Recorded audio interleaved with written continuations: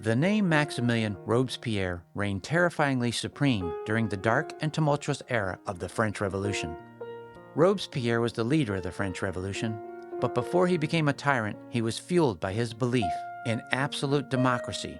He held a staunch commitment to the ideals of liberty, equality, and fraternity. However, once he gained great power, his personality changed and he became obsessed with beheadings.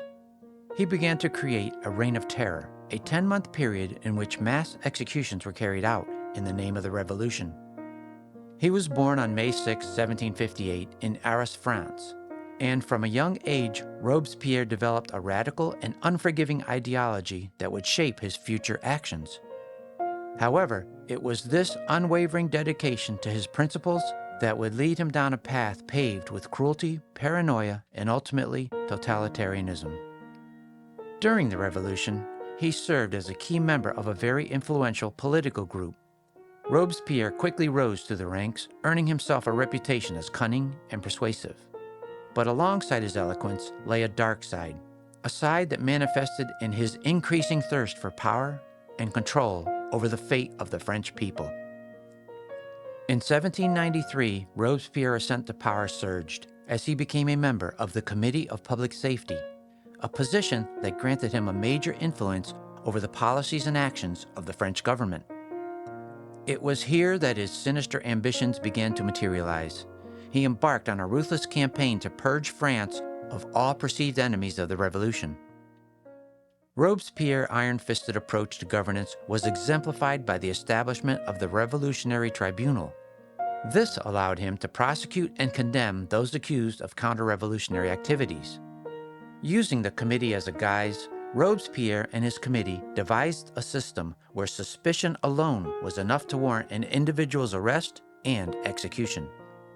The guillotine, a chilling symbol of Robespierre's reign, became the instrument of choice as thousands were sent to their deaths in the name of the revolution.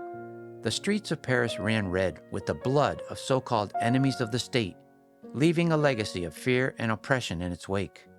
People were guillotined for anything he saw as a crime. Hoarding, desertion, rebellion, even not supporting him or the revolution were causes for beheading. He guillotined entire families and even many of his closest friends. As many as 40,000 people were either executed or died in prison, and most without a trial. He was also responsible for hundreds of thousands that died in battles during the revolution. Under his orders, his army attacked Vendée. Here, well over 100,000 men, women, and children were killed. He believed that killing people was better than forgiving them. Sadly, Robespierre's reign of terror was not limited to public executions alone. He also embarked on a systematic campaign to erase any remnants of France's past, viewing it as a threat to his vision of a pure society. Churches were ransacked, religious symbols destroyed, and the calendar was even reformed, symbolizing his desire to create an entirely new order devoid of any remnants of the old. One of his most infamous beheadings was that of King Louis XVI.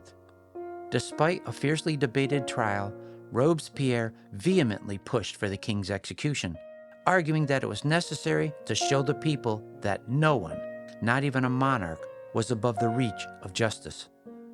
This act sent shockwaves through Europe, solidifying Robespierre's reputation as a merciless dictator. As his reign of terror intensified, so did the paranoia that consumed him. He became unwilling to trust even his closest allies and was in a state of constant suspicion.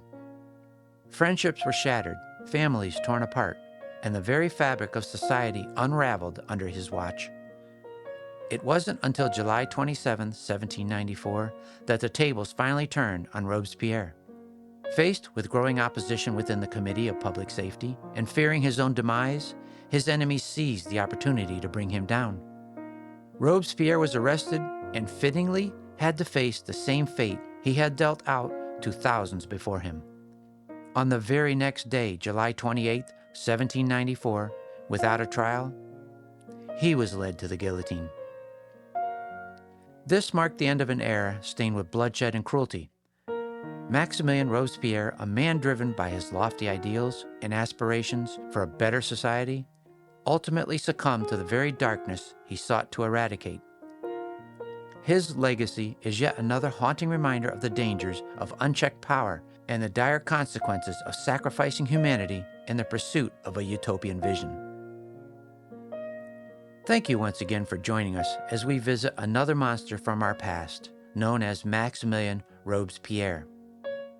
To help our small channel grow, and for more of history's most evil people, consider subscribing. And be sure to hit that like button on your way out. Till our next video, take care.